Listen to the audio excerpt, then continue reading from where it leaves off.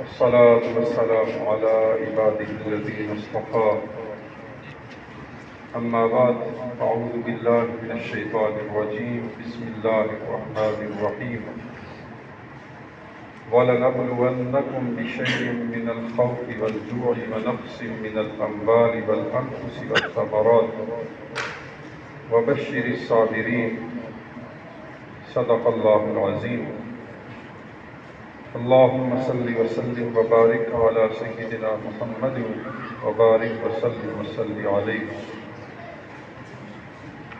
حمد و صلاۃ کے بعد معزز محتشم سامعین حاضرین اور دارالرسال کے محبین متعلقین اور جملہ متوسلین، اللہ تعالیٰ کا کروڑہ شکر ہے کہ ہم آج یہاں پر اللہ کی رضا کی خاطر ماہانہ محفل کے اندر حاضر ہوئے. دعا ہے اللہ تعالیٰ ہم سب کی حاضری اپنی بارگاہ میں قبول فرمائے.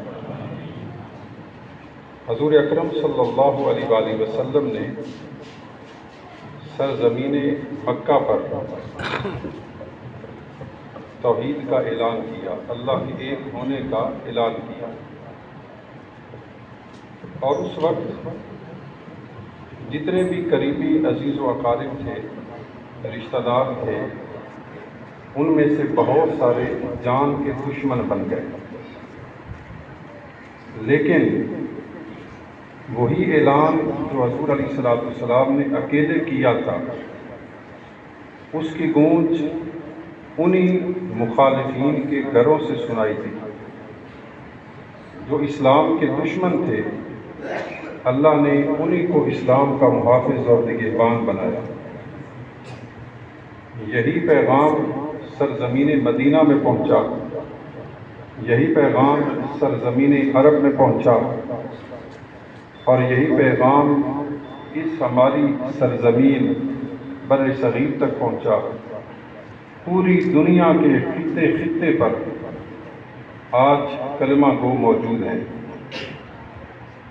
تو ہم کبھی سوچیں تو صحیح کہ یہ کیا سبب تھا، کیا وجہ تھی کہ حضور اکرم نبی محتشم صلی اللہ علیہ وآلہ وسلم نے جو تنِ تنہا اعلان کیا تھا اللہ کے حکم سے، اللہ کی وحی سے، وہ اعلان اور وہ پیغام پوری دنیا میں کیسے پہنچا؟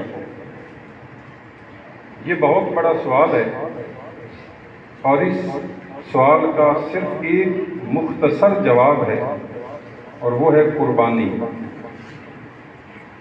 کہ حضور اکرم نبی محتشم صلی اللہ علیہ وآلہ وسلم، آپ نے اس اللہ کے پیغام اور اس کو پہنچانے کے لیے ہر طرح کی قربانی دی، اور آپ کی ذات مبارکہ سے جو جو منسلک ہوا، جنہیں ہم صحابہ کرام کہتے ہیں، انہوں نے بھی ہر طرح کی قربانی پیش کی. اگر ہم آج یہ چاہتے ہیں کہ یہ پیغام مزید آگے پہنچے، یہ پیغام ان گھروں تک پہنچے، ان دلوں تک پہنچے،